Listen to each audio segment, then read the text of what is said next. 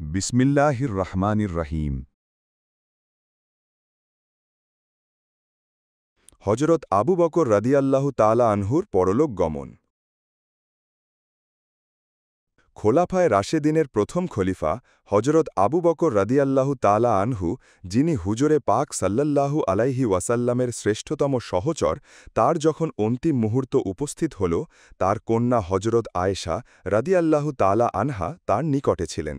তিনি তার পিতার মৃত্যু আগমনে এই কবিতাটি আবৃত্তি করলেন। জীবনের শপথ, এই পার্থিব জীবন নিশার স্বপন ব্যতীত আর কিছু নয়। ধনবল, জনবল সব কিছু বৃথা যখন মৃত্যু সমন উপস্থিত হয়। মৃত্যু পথযাত্রী হজরত আবু বকর রাদিয়াল্লাহ তাআলা আনহু স্বীয় মুখের উপর থেকে চাদর সরিয়ে বললেন, মাত, ও কথা বলো না, বরং ও জায়াত সাকরাতুল মৌতি বিল হাক্কি জালিকা মা কুন্তা মিনহু তাহিদ, অর্থাৎ মৃত্যু যন্ত্রণা সত্য সত্য উপস্থিত হয়েছে, এ থেকে তোমাকে সতর্ক করা হয়েছে। মা, আমার এই বস্ত্র দুখানা দেখো, এ দুখানা পরিষ্কার করে নিয়ে এর দ্বারাই আমার কাফনের ব্যবস্থা করো, কেননা মৃতের চেয়ে জীবিত লোকেরই নতুন বস্ত্রের অধিক প্রয়োজন। হজরত আয়েশা রাদিয়াল্লাহ তাআলা আনহা তার পিতার মৃত্যুর পূর্ব মুহূর্তে নিম্নোক্ত পঙ্ক্তি দুটো আবৃত্তি করলেন। সৌম্য প্রশান্ত উজ্জ্বল মুখমণ্ডল আর বাড়িধারা ধৌত সুন্দর চেহারা, এরই কাছে নিব আশ্রয় অনাথিনী নারী, ইয়াতিম, দুস্থ ও অভাব পীড়িত যারা। কন্যা আয়েশা রাদিয়াল্লাহ তাআলা আনহার মুখে এরূপ প্রশংসতি শুনে হজরত আবু বকর রাদিয়াল্লাহ তাআলা আনহু বললেন, মা, তুমি যা বললে এই সবই তোমার আল্লাহর রাসূল সাল্লাল্লাহু আলাইহি ওয়াসাল্লামের গুণ। লোকজন এসে হজরত আবু বকর রাদিয়াল্লাহ তাআলা আনহুর নিকট অনুমতি চাইল, খলিফা, আমরা আপনার জন্য কোনো চিকিৎসক ডাকব কি? তিনি বললেন, আমার প্রকৃত চিকিৎসক আমার দিকে দৃষ্টিপাত করে কি বলেছেন জান কি? তিনি বলেছেন, ইন্নি ফাইলুল লিমা ইউরিদ, অর্থাৎ আমি যা ইচ্ছা করি তাই করি। হজরত সালমান ফার্সি রাদিয়াল্লাহু তাআলা আনহু হজরত আবু বকর রাদিয়াল্লাহু তাআলা আনহুকে দেখতে এসে বললেন, হে খলিফা, আপনি আমাদেরকে উপদেশ দিন। তিনি বললেন, নিশ্চয়ই তোমাদের জন্য দুনিয়া উন্মুক্ত করে দেবেন, তন্মধ্যে যা তোমাদের প্রয়োজন তাই তোমরা গ্রহণ করবে। জেনে রাখো, যে ব্যক্তি ফজরের নামাজ আদায় করে সে আল্লাহর জিম্মায় থাকে, তোমরা আল্লাহর জিম্মাকে সামান্য মনে করো না। যদি তাই মনে করো তবে তোমাদের মুখমণ্ডলের ওপর তোমাদেরকে দোজখে নিক্ষেপ করা হবে। যখন হজরত আবু বকর রাদিয়াল্লাহু তাআলা আনহুর রোগ আশঙ্কাজনক অবস্থায় পৌঁছে গেল এবং লোকগণ পরবর্তী খলিফা নির্বাচনের ব্যাপারে উদ্বিগ্নতা প্রকাশ করল, তিনি তখন হজরত ওমর রাদিয়াল্লাহু তাআলা আনহুকে খলিফা মনোনীত করলেন। তখন লোকগণ বললেন, আপনি আমাদের ওপর একজন এমন কড়া মেজাজি ও রুক্ষ প্রকৃতি বিশিষ্ট লোককে খলিফা মনোনীত করলেন। হজরত আবু বকর রাদিয়াল্লাহু বললেন, আমি আল্লাহর নিকট বলবো যে, হে মাবুদ, আমি তোমার বান্দাদের মধ্যে সর্বাধিক যোগ্য এবং উত্তম লোককে তাদের ওপর খলিফা মনোনীত করে এসেছি। তারপর তিনি হজরত ওমর রাদিয়াল্লাহু তাআলা আনহুকে তার নিকট নিয়ে আসার জন্য তার নিকট লোক পাঠালেন। যথাসময়ে তিনি উপস্থিত হলে তাকে লক্ষ্য করে খলিফা বললেন, ওমর, আমি তোমাকে একটি ওসিয়ত করছি। জেনে রাখবে, দিবসে আল্লাহর প্রতি তোমার যা কর্তব্য আছে তিনি তা রাত্রে কবুল করেন না। তোমার আল্লাহর প্রতি রাত্রে যে কর্তব্য আছে তিনি তা দিবসে কবুল করেন না। ফরজ কার্য আদায় না করা পর্যন্ত তিনি নফল কার্য গ্রহণ করেন না। দুনিয়ায় সত্যানুসরণ করে চললে রোজ কিয়ামতে যাদের পাল্লা ভারী হবে তাদের পাল্লা ভারীই থাকবে। পাল্লার কর্তব্য এই যে তন্মধ্যে সত্য স্থাপন করলে তা ভারী হবে। ব্যর্থ বস্তুনুসরণ করার ফলে যাদের মিজান রোজ কিয়ামতে হালকা হবে তাদের মিজান হালকাই থাকবে। আল্লাহ তাআলাও তাদের ওপর তা হালকা করবেন। মিজানের কর্তব্যই এই যে কোনো ব্যর্থ বস্তু তাতে স্থাপন করা হলে তা হালকা হবে। আল্লাহ তাআলা বেহেশতবাসীকে উত্তম কার্যের জন্য বিশেষভাবে বলে দিয়েছেন যে তিনি তাদের পাপ রাশিকে ক্ষমা করে দিয়েছেন। আল্লাহ তাআলা রহমতের ও শাস্তির আয়াতের উল্লেখ করেছেন, যেন মুমিন ব্যক্তি আখেরাতে আগ্রহান্বিত ও সংসার ত্যাগী হয়। তার নিজের হাত দ্বারা সে যেন ধ্বংসের দিকে নিজেকে নিক্ষেপ না করে এবং সত্য ব্যতীত আল্লাহর নিকট আর কিছু আশা না করে। যদি আমার এই অছিয়ত রক্ষা করো তাহলে মৃত্যুর চেয়ে তোমার নিকট অন্য কোনো অদৃশ্য বস্তু অধিক প্রিয় হবে না। মৃত্যু তো আমার নিকট আসবেই। যদি আমার অছিয়ত নষ্ট করো তোমার নিকট মৃত্যুর চেয়ে অন্য কোনো অদৃশ্য বস্তু অধিক অপ্রিয় হবে না। মৃত্যু তোমার নিকট আসবেই, তুমি তা ব্যর্থ করে দিতে পারবে না। হজরত সায়েদ ইবনে মুসাইজিব রহমতুল্লাহি আলাইহি বলেছেন, আবু বকর রাদিয়াল্লাহু তাআলা আনহু এর মৃত্যু নিকটবর্তী হল। সাহাবিগণ তার নিকট উপস্থিত হয়ে বললেন, হে রাসূলের খলিফা, আপনি আমাদেরকে উপদেশ দিন, মনে হয় আপনি আমাদের নিকট থেকে বিদায় নিয়ে যাচ্ছেন। হজরত আবু বকর রাদিয়াল্লাহু তাআলা আনহু বললেন, যে ব্যক্তি এই সব কথা বলে প্রাণ ত্যাগ করে, আল্লাহ তার প্রাণ প্রকাশ্যে শূন্যে রেখে দেন। সাহাবিগণ জিজ্ঞাসা করলেন, প্রকাশ্য শূন্য কাকে বলে? তিনি বললেন, আরশের সম্মুখে এক বিস্তৃত ময়দান, তার মধ্যে আল্লাহর উদ্যান, নদ নদী ও বৃক্ষরাজি রয়েছে। প্রত্যেক 100 করুণা তা আবৃত করে রাখে।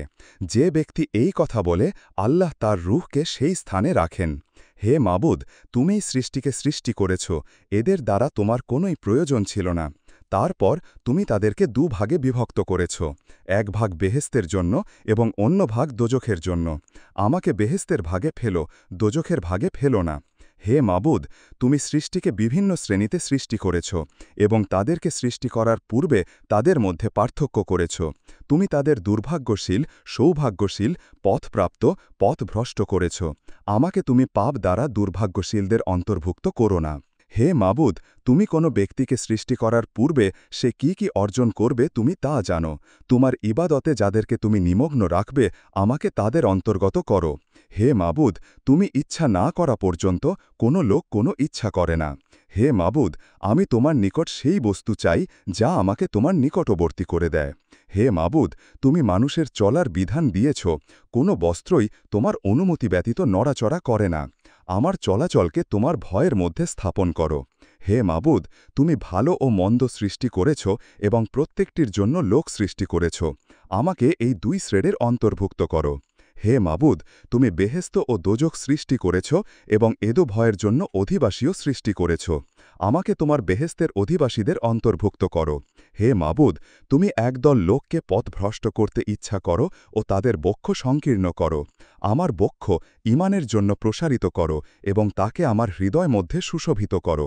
হে মাবুদ, তুমি সব ব্যাপারে সুবন্দোবস্ত করো এবং তোমার নিকট প্রত্যাবর্তন করাও। মৃত্যু দ্বারা আমাকে পবিত্র জীবন দিও এবং তোমার অতীব নিকটবর্তী করো। হে মাবুদ, যে কোনো ব্যক্তি সকাল ও সন্ধ্যায় অন্যের আশা নিয়ে কাল যাপন করে, কিন্তু আমার আশা ও ভরসা তুমি। তোমার শক্তি ও সামর্থ্য ব্যতীত আর কারো শক্তি ও সামর্থ্য নেই। হজরত আবু বকর রাদিয়াল্লাহু তাআলা আনহু বলেছেন, এই উপদেশ সবই আল্লাহর কিতাবে আছে। হজরত ওমর রাদ্দেল তালা আনহুয়ের শাহাদাত প্রাপ্তি। হজরত আমর ইবনে সাইমুন রাদ্দেল তালা আনহু বলেছেন, যে প্রাতে হজরত ওমর রাদ্দেল তালা আনহুকে ছুরিকাঘাত করা হয়েছিল, আমি তখন তথায় দণ্ডায়মান ছিলাম। হজরত আবদুল্লাহ ইবনে আব্বাস রাদ্দেল তালা আনহু তার ও আমার নিকটবর্তী ছিলেন। হজরত ওমর রাদ্দেল তালা আনহু 2 সারির মধ্যে যাতায়াত করতেন। কোনো ভাগ দেখলে তিনি বলতেন, কাতার ঠিক করে নাও। যে পর্যন্ত না কাতার ঠিক হতো, তিনি ঐরূপ করতে থাকতেন। কাতার ঠিক হয়ে গেলে তিনি অগ্রসর হয়ে তাকবীর বলে নামাজ শুরু করতেন। অনেক সময় তিনি সূরা ইউসুফ বা সূরা নাহল বা এইরূপ অন্য কোনো সূরা প্রথম রাকায়াতে পড়তেন এবং এত্তবসরে লোকজন এসে নামাজে যোগদান করতেন। ঘটনার দিন যেই তিনি তাকবীর উচ্চারণ করলেন, আমি শুনলাম তিনি বলে উঠলেন, আমাকে কুকুর হত্যা করেছে বা ভক্ষণ করেছে। তখন আবু লুলু তাকে দোধারি ছুরি দ্বারা আঘাত করেছিল। আঘাত করার পর সে ছুরি নিয়ে পালিয়ে যাচ্ছিল। সে যার নিকট দিয়েই যেতেছিল তাকেই ছুরি দিয়ে আঘাত করতেছিল। এমনকি সে এভাবে ১৩ জন লোককে ছুরিকাঘাত করত, পলায়ন করতেছিল। এদের মধ্যে ৯ জন বা ৭ জন প্রাণ ত্যাগ করেছিল। তারপর আরেকজন মুসলমানের নিকট দিয়ে যাওয়ার কালে সে একটি মোটা কম্বল আবুলুলুর শরীরের উপর ফেলে দিল এবং সে ঝাঁপিয়ে পড়ে কম্বল সহ তাকে জড়িয়ে ধরল। আবুলুলু ধরা পড়ে গেল বুঝতে পেরে দ্রুত আত্মহত্যা করল। হজরত ওমর রদ্দিল তালা আনহু তার নিকটবর্তী আব্দুর রহমান ইবনে আউফ রদ্দিল তালা আনহুকে ইমামতির জন্য দাঁড় করিয়ে দিলেন। যারা হজরত ওমর রদ্দিল তালা আনহুর নিকটবর্তী প্রথম কাতারে দাঁড়িয়েছিল, তারা আমি যা দেখেছি তাই দেখেছিল। মসজিদের চারদিকে যারা ছিল, তারা ভিতরে কি ব্যাপার ঘটেছে তা জানত না। তবে ওমর রদ্দিল তালা আনহুয়ের উচ্চস্বরা শুনে স্তম্ভিত হয়ে বলতে লাগল, সুবহানাল্লাহ, ওমর রদ্দিল তালা আনহু কাকে বন্ধ বলছে? আব্দুর রহমান ইবনে আউফ রাদ্দেল তালানহু নামাজ সংক্ষেপ করলেন। নামাজান্তে হজরত ওমর রাদ্দেল তালানহু বললেন, হে ইবনে আব্বাস, দেখো তো কি আমাকে আঘাত করল? হজরত ইবনে আব্বাস রাদ্দেল তালানহু ঘুরে জেনে এসে বললেন, মুগিরা ইবনে শৌবার গোনাম। হজরত ওমর রাদ্দেল তালানহু বললেন, আল্লাহ তাকে ধ্বংস করুন। তবে তার প্রতি দয়া দেখাবার জন্য আদেশ করা হল। অতপর হজরত ওমর রাদিয়াল্লাহু তাআলা আনহু বললেন, সমস্ত প্রশংসা সেই আল্লাহর, যিনি আমার মৃত্যু কোনো মুসলমানের দ্বারা সংঘটিত করেননি। তুমি এবং তোমার পিতা চাচ্ছেন যে মদিনায় অধিক কাফির লোক আসতে দেয়া হোক। হজরত আব্বাস রাদিয়াল্লাহু তাআলা আনহুয়ের এরূপ অনেক কাফির গোলাম ছিল। তখন হজরত আব্বাস রাদিয়াল্লাহু তাআলা আনহু বললেন, আমিরুল মুমিনিন, যদি আপনি ইচ্ছা করেন আমি সব গোলাম হত্যা করে ফেলব, আর যদি অন্য ব্যবস্থা করতে বলেন তাই খবর। হজরত ওমর রাদিয়াল্লাহু তাআলা আনহু বললেন, তোমাদের অস্ত্র করার পর তাদেরকে হত্যা করো না। আহত হজরত ওমর রাদিয়াল্লাহু তাআলা আনহুকে ধরাধরি করে তার গৃহে নিয়ে যাওয়া হলো। আমরাও তার সাথে গেলাম। এই ঘটনার পূর্বে এই প্রকার ঘটনা আর কখনো ঘটেনি। তাই তখন থেকে প্রায় প্রত্যেকেই বলতে লাগল, আমার ভারী ভয় হয় কি জানি কখন কি ঘটে। আমার কেউ কেউ কথাও বলতো যে ভয় কিছু নেই। কিছু নবী জানা হলে তিনি তা পান করলেন, কিন্তু তা উদর থেকে বের হয়ে গেল। তখন দুগ্ধ আনা হলে তিনি তা পান করলেন, কিন্তু তাও উদর থেকে বের হয়ে গেল। তখন সবাই বুঝতে পারল যে তার আর বাঁচবার আশা নেই। আমরা তার নিকট উপস্থিত হলাম। লোকজন এসে তার প্রশংসা করতে লাগল। এক যুবক এসে বলল, হে আমিরুল মুব্বেনিন, আল্লাহর নিকট থেকে সুসংবাদ গ্রহণ করুন। আপনি হুজুরে পাক সাল্লাল্লাহু আলাইহি ওয়াসাল্লামের সঙ্গী ছিলেন এবং প্রথমে ইসলাম গ্রহণ করেছেন, তা আপনি জানেন। তারপরে আপনি খেলাফত লাভ করে সুবিচার করেছেন এবং সুবিচার করেই শাহাদাত বরণ করেছেন। হজরত ওমর রাদিয়াল্লাহু তাআলা আনহু বললেন, আমি তো মনে করেছিলাম ওই আঘাতই আমার জন্য যথেষ্ট হবে। এখন দেখছি তা তো এদিকও নয় ওদিকও নয়। অতপর যখন যুবকটি বিদায় হয়ে চলে যাচ্ছিল, হজরত ওমর রাদিয়াল্লাহু তাআলা আনহু বললেন, যুবকটিকে আমার নিকটে নিয়ে আসো। সে তার নিকটে আসলে হজরত ওমর রাদিয়াল্লাহু তাআলা আনহু তাকে বললেন, হে ভ্রাতুষ্পুত্র, তোমার পায়জামা একটু উপরে উঠিয়ে নাও, তা তোমার বস্ত্র রক্ষা পাওয়ার অনুকূল হবে এবং মনে প্রভুর ভয় অধিক হবে। তারপর তিনি স্বীয় পুত্র আবদুল্লাহ রাদিয়াল্লাহু তাআলা আনহুকে বললেন, হে আবদুল্লাহ, আমার রিং কত আছে হিসাব করে দেখো। হিসাব আনতে দেখা গেল হজরত ওমর রাদিয়াল্লাহু তাআলা আনহু তখন কম বেশি ৮৬,০০০ দেরহাম ঋণী আছেন। হজরত ওমর রাদিয়াল্লাহু তাআলা আনহু বললেন, যদি আমার পরিবার পরিজনের সম্পত্তির মূল্য ওই পরিমাণ হয় তাহলে তদ্বারা ঋণ পরিশোধ করবে, আর যদি তা না হয় তাহলে বনু আদি ইবনে কাবের সন্তানদিগণ থেকে চেয়ে নিবে। যদি তাদের ধনেও ঋণ পরিশোধ না হয়, কুরেশদের নিকট থেকে তা পরিশোধ করবে। কুরেশ ব্যতীত অন্য কারো নিকট চাইবে না, আমার পক্ষ থেকে তা পরিশোধ করে দিও। উম্মুল মুমিনিন হজরত আয়েশা রাদিয়াল্লাহু তাআলা আনহার নিকট গিয়ে বলবে, ওমর আপনাকে সালাম জানিয়েছে। আমিরুল মুমিনিন বলবে না, কেননা অদ্য আমি মুমিনদের জন্য আমির নই। আরও তাকে বলবে, ওমর ইবনে খাত্তাব তার দুই বন্ধুর নিকট থাকতে আপনার অনুমতি চেয়েছেন। হজরত আয়েশা রাদিয়াল্লাহু তাআলা আনহা এই প্রস্তাব শুনে বললেন, তা তো আমি আমার জন্য ইচ্ছা করে রেখেছিলাম, তবে সে যাক, অদ্য আমি আমার ইচ্ছার চেয়ে তার ইচ্ছাকে অগ্রগণ্য করব। এই কথা বলে তিনি হজরত ওমর রাদিয়াল্লাহু তাআলা আনহুর আকাঙ্ক্ষা পূরণ করার সম্মতি দিয়ে দিলেন। যখন হজরত আবদুল্লাহ রাদিয়াল্লাহু তাআলা আনহু হজরত আয়েশা রাদিয়াল্লাহু তাআলা আনহার নিকট থেকে প্রত্যাবর্তন করলেন, লোকজন বলল, এই যে আবদুল্লাহ রাদিয়াল্লাহু তাআলা আনহু এসেছেন। তখন হজরত ওমর রাদিয়াল্লাহু তাআলা আনহু বললেন, তোমরা আমাকে ধরে উঠাও। একজন তাকে ধরে উঠালেন। তিনি উঠে বসেই প্রথমে জিজ্ঞেস করলেন, আবদুল্লাহ, তুমি কি সংবাদ নিয়ে এসেছ? তিনি বললেন, সমস্ত প্রশংসা সেই আল্লাহর, কোনো বস্তুই আমার নিকট তার চেয়ে অধিক প্রয়োজনীয় ছিল না। যখন আমার মৃত্যু হয়ে যায় তোমরা আমাকে বহন করে তার খেদমতে নিয়ে যাবে, তারপর তাকে সালাম জানিয়ে বলবে ওমর অনুমতি চাচ্ছে। তখন যদি তিনি অনুমতি দেন আমাকে তথায় কবরে রাখবে, আর যদি অনুমতি না দেন তাহলে আমাকে অন্যান্য মুসলমানের কবরস্থানে দাফন করবে। উম্মুল মুমিনিন হজরত হাফসা রাদিয়াল্লাহু তাআলা আনহু মৃত্যু পথযাত্রী পিতার নিকট আগমন করলে স্ত্রীলোকগণ তাকে পর্দায় ঢেকে রাখল। আমরা পুরুষগণ তখন সেখান থেকে উঠে গেলাম। অতঃপর তিনি পিতার নিকটে গেলেন এবং ১ ঘণ্টা পর্যন্ত রোদন করলেন। লোকজন হজরত ওমর রাদিয়াল্লাহু তাআলা আনহু এর নিকট আসার অনুমতি চাইলে তিনি পিতার নিকট থেকে উঠে অন্দরে চলে গেলেন। অন্দর মহল থেকেও তার রোদনের শব্দ আমাদের কানে আসল। লোকগণ বলল, আমিরুল মুমিনিন, ওসিয়ত করুন এবং আপনার পরবর্তী খলিফা মনোনয়ন করুন। হজরত ওমর রাদিয়াল্লাহু তাআলা আনহু বললেন, এই ব্যাপারের জন্য আমি এমন একজন লোকের মধ্যে এক ব্যক্তিকে উপযুক্ত বলে মনে করি, যাদের ওপর হুজুরে পাক সাল্লাল্লাহু আলাইহি ওয়াসাল্লাম মৃত্যুকালে সন্তুষ্ট ছিলেন। তারা হলেন হজরত আলী রাদিয়াল্লাহু তাআলা আনহু, হজরত উসমান রাদিয়াল্লাহু তাআলা আনহু, হজরত জুবায়ের রাদিয়াল্লাহু তাআলা আনহু, হজরত তালহা রাদিয়াল্লাহু তাআলা আনহু, হজরত সাদ রাদিয়াল্লাহু তাআলা আনহু এবং আব্দুর রহমান ইবনে আউফ রাদিয়াল্লাহু তাআলা আনহু। আমার পুত্র আবদুল্লাহ তোমাদের সাথে উপস্থিত থাকবে।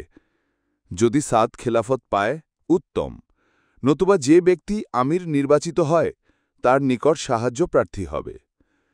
যে আমার পরে খলিফা হবে তাকে আমি এই ওসিয়ত করছি তিনি যেন প্রাথমিক মুহাজিরদের মর্যাদা স্বীকার করেন এবং তাদের মর্যাদা রক্ষা করেন। আমি ওসিয়ত করছি তিনি যেন আনসারদের মঙ্গল কামনা করেন। তারা তাদেরকে এবং ঈমানকে আশ্রয় দিয়েছিলেন। তিনি যেন তাদের সৎকার্য গ্রহণ করেন এবং তাদের দোষ ত্রুটি ক্ষমা করেন। আমি তাকে এই ওসিয়ত করছি তিনি যেন নগরবাসীদের কল্যাণ এবং মঙ্গল কামনা করেন, কেননা তারা ইসলামের রক্ষাকারী, ধন সঞ্চয়কারী, শত্রুর প্রতি আক্রমণকারী। তিনি যেন তাদের সম্মতি না নিয়ে তাদের অতিরিক্ত ধন আদায় না করেন।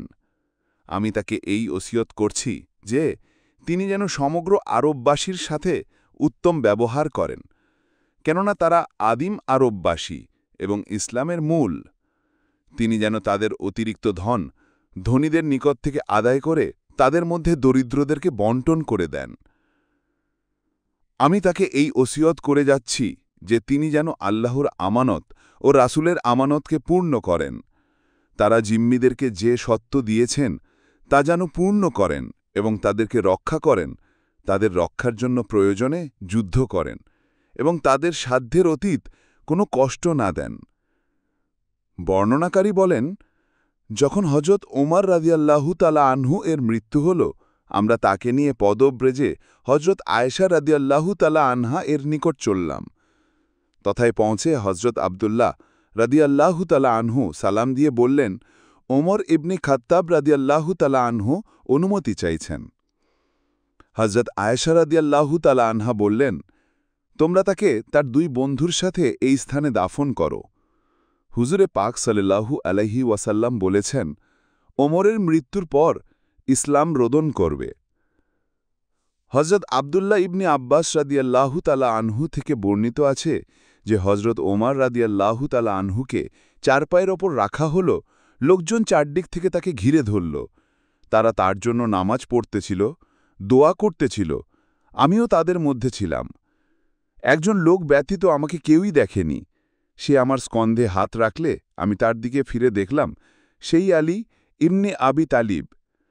সে হজরত উমর রাদিয়াল্লাহু তাআলা আনহু এর ওপর রহমতের কালেমা পাঠ করে বলল, তোমার পর এমন কাউকে তোমার এমন স্থলবর্তী করে যাওনি যার আমলকে তোমার আমলের চেয়ে অধিক প্রিয় মনে করে আল্লাহর সাথে সাক্ষাৎ করতে পারি। আল্লাহর শপথ, আমার ধারণা যে আল্লাহ নিশ্চয়ই তোমাকে তোমার দুই বন্ধুর সাথে স্থাপন করবেন। আমি হুজুরে পাক সাল্লাল্লাহু আলাইহি ওয়াসাল্লাম থেকে অধিক শুনতাম যে তিনি বলতেন, আমি আবু বকর ও ওমর গিয়েছিলাম, আমি আবু বকর ও ওমর বের হয়েছিলাম, আমি আবু বকর ও ওমর প্রবেশ করেছিলাম। আমি নিশ্চয়ই ধারণা করি ও আশা করি যে আল্লাহ তোমাকে তাদের সাথে একত্র করবেন। হজরত ওসমান রাদিয়াল্লাহু তাআলা আনহু-এর শাহাদাত লাভ। হজরত ওসমান রাদিয়াল্লাহু তাআলা আনহু-এর হত্যার বিবরণ সুবিদিত। হজরত আবদুল্লাহ ইবনে সালাম রাদিয়াল্লাহু তাআলা আনহু বলেছেন যে, আমি এবং আমার ভ্রাতা খলিফা ওসমান রাদিয়াল্লাহু তাআলা আনহুকে সালাম দেওয়ার জন্য এসেছিলাম। তখন তিনি বিদ্রোহীদের দ্বারা অবরুদ্ধ ছিলেন। আমি তার নিকট উপস্থিত হলে তিনি বললেন, হে ভ্রাত, তোমাকে অভ্যর্থনা। আমি আজ রাত্রে হুজুরে পাক সাল্লাল্লাহু আলাইহি ওয়াসাল্লামকে স্বপ্নে দেখলাম, তিনি বলছেন, হে ওসমান, তারা তোমাকে অবরুদ্ধ করেছে? আমি বললাম, হ্যাঁ। তিনি বললেন, তারা তোমাকে পানি পান করতে দেয়নি? আমি বললাম, হাঁ, দেয়নি। তখন তিনি আমাকে এক পাত্র পানি দিলে আমি তা প্রাণ ভরে পান করলাম, এমনকি তাতে আমার স্কন্ধ ও বক্ষ শীতল হয়ে গেল। তিনি বললেন, যদি তুমি ইচ্ছা করো আমি তাদের বিরুদ্ধে তোমাকে সাহায্য করব, আর যদি তুমি ইচ্ছা করো তবে আমার সাথে ইফতার করবে। আমি তার সাথে ইফতার করব বললাম। ওই দিনই তাকে হত্যা করা হল। হজরত আবদুল্লাহ ইবনে সালাম রাদিয়াল্লাহু তাআলা আনহু ওই লোকদেরকে জিজ্ঞেস করেছিলেন যারা হজরত ওসমান রাদিয়াল্লাহু তাআলা আনহু এর হত্যার সময় উপস্থিত ছিল, যে হজরত ওসমান রাদিয়াল্লাহু তাআলা আনহু নিহত হওয়ার সময় কি বলেছিলেন। তারা বলল, আমরা তাকে বলতে শুনেছিলাম, হে মাবুদ, হজরত মোহাম্মদ সাল্লাল্লাহু আলাইহি ওয়াসাল্লামের উম্মতকে একতাবদ্ধ করো। এই কথা ৩ বার বলেছিলেন। হজরত আবদুল্লাহ ইবনে সালাম রাদিয়াল্লাহু তাআলা আনহু বলেছেন, যার হাতে আমার জীবন তার শপথ, যদি তিনি দোয়া করতেন যে তারা কখনো যেন একতাবদ্ধ না হয়, তবে কেয়ামত পর্যন্তও একতাবদ্ধ হতো না। হজরত আবদুল্লাহ ইবনে সালাম রাদিয়াল্লাহু তাআলা আনহু বলেছেন, যে সময় হজরত ওসমান রাদিয়াল্লাহু তাআলা আনহু গৃহের ছাদের উপর থেকে নিচে জনতার দিকে লক্ষ্য করে ভাষণ দিচ্ছিলেন, তখন আমিও তাদের মধ্যে ছিলাম। তিনি বিদ্রোহী জনতাকে লক্ষ্য করে বললেন, তোমাদেরকে যে ২ ব্যক্তি এখানে সমবেত করেছে তাদেরকে আমার নিকট পাঠাও। তাদেরকে পাঠানো হলে তারা উট্র অথবা গর্ধবের ন্যায় উপস্থিত হল। হজরত ওসমান রাদিয়াল্লাহু তাআলা আনহু জনতার দিকে লক্ষ্য করে বললেন, আমি আল্লাহর নামে ও ইসলামের নামে তোমাদেরকে জিজ্ঞেস করছি, তোমরা কি জানো না যে মদিনার মসজিদে নববীতে মুসল্লিদের সংকুলান হতো না? তখন হুজুরে পাক সাল্লাল্লাহু আলাইহি ওয়াসাল্লাম বললেন, তোমাদের মধ্যে কে অমুক ব্যক্তির উদ্যান খরিদ করে মসজিদের স্থান বৃদ্ধির ব্যবস্থা করে দেবে এবং তার বিনিময়ে তা থেকে উত্তম উদ্যান বেহেশতে প্রাপ্ত হবে? তখন আমি আমার নিজস্ব অর্থ দ্বারা তা খরিদ করে দিয়েছিলাম। কিন্তু কি পরিতাপ, আজ তোমরা আমাকে সেই মসজিদে ২ রাকাত নামাজ পড়তে দিতে বাদ সেধেছ। লোকজন বলল, তা সত্য। হজরত উসমান রাদিয়াল্লাহু তাআলা আনহু বললেন, আমি তোমাকে আল্লাহর নামে ও ইসলামের নামে জিজ্ঞেস করছি, তুমি কি জানো হুজুরে পাক সাল্লাল্লাহু আলাইহি ওয়াসাল্লাম মক্কার এক উপত্যকায় দণ্ডায়মান ছিলেন এবং তার সাথে হজরত আবু বকর রাদিয়াল্লাহু তাআলা আনহু, হজরত ওমর রাদিয়াল্লাহু তাআলা আনহু ও আমি ছিলাম। তখন পাহাড় কম্পিত হতে থাকলে হুজুরে পাক তার উপর পদাঘাত করত বললেন, হে উপত্যকা, স্থির হও, তোমার উপর নবী, সিদ্দিক এবং শহীদ ব্যতীত অন্য কেউ নেই। জনগণ বলল, তা সত্য। হজরত উসমান রাদিয়াল্লাহু তাআলা আনহু বললেন, আল্লাহু আকবার, তারা আমার বাক্যের সত্যতার সাক্ষ্য দিয়েছে, কাবার শপথ, আমি শহীদ। জনৈক বৃদ্ধ ব্যক্তি বলেছেন, যখন হজরত উসমান রাদিয়াল্লাহু তাআলা আনহুকে আঘাত করা হলো এবং তার দাড়ি বেয়ে শনিতধারা প্রবাহিত হতে লাগল, তখন হজরত উসমান রাদিয়াল্লাহু তাআলা আনহু বলতে লাগলেন, হে প্রভু, তুমি ব্যতীত অন্য উপাস্য নেই, তুমি পবিত্র। হে প্রভু, আমি তাদের বিরুদ্ধে তোমার নিকট আশ্রয় চাচ্ছি এবং আমার সমস্ত ব্যাপারে তোমার সাহায্য প্রার্থনা করছি। তুমি আমার উপর যে বিপদ দিয়েছ তাতে ধৈর্য ধারণের জন্য আমি তোমার নিকট তাওফিক চাচ্ছি। হজরত আলী রাদিয়াল্লাহু তাআলা আনহুয়ের শাহাদাত বরণ। হজরত আসবাগ হানজারি বলেছেন, যে রাত্রে হজরত আলী রাদিয়াল্লাহু তাআলা আনহুকে ছুরিকাঘাত করা হয়, ফজরের ওয়াক্ত হলে ইবনে তিয়া হজরত আলী রাদিয়াল্লাহু তাআলা আনহুর নিকট এসে তাকে নামাজের আজানের কথা বলল। তিনি তখন শয্যায় শায়িত ছিলেন। ইবনে তিয়াহ যখন দ্বিতীয়বার আসল, তখনও তিনি সেই অবস্থায় ছিলেন। তৃতীয়বার সে এলে তখন হজরত আলী রাদিয়াল্লাহু তাআলা আনহু উঠে পদচরণা করতে করতে বলতে লাগলেন, মৃত্যুর জন্য হও তৈয়ার, মৃত্যু থেকে রক্ষাকার, ভয় পেও না মৃত্যুকে, দিতে হবে তাকে প্রাণটাকে। হজরত আলী রাদিয়াল্লাহু তাআলা আনহু মসজিদের ছোট দরজার নিকট পৌঁছলেন। ইবনে মুলজেম তাকে ছুরিকাঘাত করল। তখন হজরত আলী রাদিয়াল্লাহু তাআলা আনহুয়ের কন্যা উম্মে কুলসুম ছুটে গিয়ে বললেন, হায়, ফজরের নামাজের কি হল? আমার স্বামী ওমর রাদিয়াল্লাহু তাআলা আনহু ফজরের নামাজের মধ্যে শহীদ হলেন। আমার পিতা হজরত আলী রাদিয়াল্লাহু তাআলা আনহু সেই ফজরের নামাজের মধ্যেই শাহাদাত বরণ করলেন। কুরাইশ বংশ জনৈক বৃদ্ধ ব্যক্তি বললেন, যখন ইবনে মুলজেম হজরত আলী রাদিয়াল্লাহু তাআলা আনহুকে ছুরিকাঘাত করল, হজরত আলী রাদিয়াল্লাহু তাআলা আনহু বলে উঠলেন, কাবার প্রভুর শপথ, আমার উদ্দেশ্য সাধিত হয়েছে। মোহাম্মদ ইবনে আলী বলেছেন যে যখন তাকে ছুরিকাঘাত করা হল, তিনি তার সন্তানদেরকে প্রয়োজনীয় ওসিয়াত করলেন। তারপর তিনি আর কোনো অপ্রয়োজনীয় কথা উচ্চারণ করলেন না। মৃত্যুশয্যায় শায়িতাবস্থায় শুধু কালেমা তাইয়েবা, লা ইলাহা ইল্লাল্লাহ পাঠ করতে লাগলেন।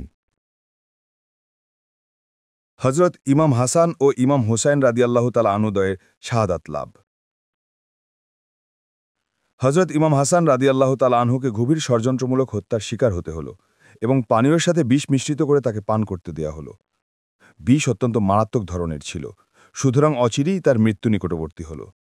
হজরত ইমাম হাসান রাদিয়াল্লাহু তাআলা আনহুর আশ্রম মৃত্যুর হাতছানি দেখতে পেয়ে অত্যন্ত বিমর্ষ ও ম্রিয়মাণ হয়ে পড়লেন। তার কনিষ্ঠ ভ্রাতা হজরত হোসাইন রাদিয়াল্লাহু তাআলা আনহু জ্যেষ্ঠ ভ্রাতার পার্শ্বে বসে তাকে প্রবোধ দিতে লাগলেন এবং নানাভাবে তাকে আশ্বস্ত উৎসাহ প্রদান করতে শুরু করলেন। তিনি বললেন, হে ভ্রাত, তুমি সন্তুষ্ট হচ্ছ কেন? কিছুক্ষণের মধ্যেই তো তুমি আমাদের প্রিয় নানা হুজুরে পাক সাল্লাল্লাহু আলাইহি ওয়াসাল্লাম এবং পিতা হজরত আলী রাদিয়াল্লাহু তাআলা আনহুর সাথে মিলিত হবে। তুমি উম্মুল মোমিনিন হজরত খাদিজা রাদিয়াল্লাহু তাআলা আনহা এবং মাতা হজরত ফাতেমা রাদিয়াল্লাহু তাআলা আনহার সাথে মিলিত হবে। তুমি হজরত হামজা রাদিয়াল্লাহু তাআলা আনহু এবং হজরত জাফর রাদিয়াল্লাহু তাআলা আনহুর সাথে মিলিত হবে। তারা তোমার পিতামহ। সুতরাং হে ভ্রাত, তোমার অশান্তি কিসের? আমি কিন্তু তোমার অবর্তমানে শীঘ্রই এমন দুর্যোগে পতিত হব যার কোনো তুলনা নেই। মুহাম্মদ ইবনে হাসান রাহমাতুল্লাহ আলাই থেকে বর্ণিত আছে যে কারবালার ময়দানে শত্রুবাহিনী যখন ইমাম হোসাইন রাদিয়াল্লাহু তাআলা আনহুকে আক্রমণ করল, তিনি নিশ্চিতরূপে বুঝতে পারলেন যে তারা তাকে হত্যা করবে। তখন তিনি তার সঙ্গীদের মাঝে দাঁড়িয়ে আল্লাহর প্রশংসাবাদের পর খুবই সংক্ষিপ্ত একটি ভাষণ দিলেন। এখানে যারা আমার আত্মীয় ও অনাত্মীয় পুরুষ এবং মহিলা উপস্থিত আছেন, তারা অবশ্যই দেখতে পাচ্ছেন যে আমাদের কি ভীষণ বিপদ উপস্থিত হয়েছে। দুনিয়ার অবস্থা যেন পরিবর্তিত হয়ে গেছে। সবকিছুর রং পরিবর্তিত হয়ে তা অন্য বর্ণ ধারণ করেছে। ধার্মিক লোকগণ সবাই সম্মুখ থেকে পেছনে চলে গেছে। যারা দু একজন বাকি আছে, তারা যেন পানীয় পাত্রের তলস্থ গাদ সদৃশ অথবা অস্বাস্থ্যকর চারণক্ষেত্র সদৃশ। আপনারা নিশ্চয়ই দেখতে পাচ্ছেন যে কোনো কাজেই সত্যের অনুসরণ করা হচ্ছে না। ব্যর্থ এবং বাতুল কাজ থেকে মুখ ফেরানো হচ্ছে না, যাতে করে মমিন লোকদের আল্লাহর সাথে সাক্ষাতের উৎসাহও কমে গেছে। এই অবস্থায় বিচার কী ফল হবে? সুতরাং এই সময় আমি আমার মৃত্যুকে সৌভাগ্য বলে মনে করি এবং অত্যাচারীদের সাথে বেঁচে থাকা আমার জন্য মন্দ কাজ বলে মনে করি।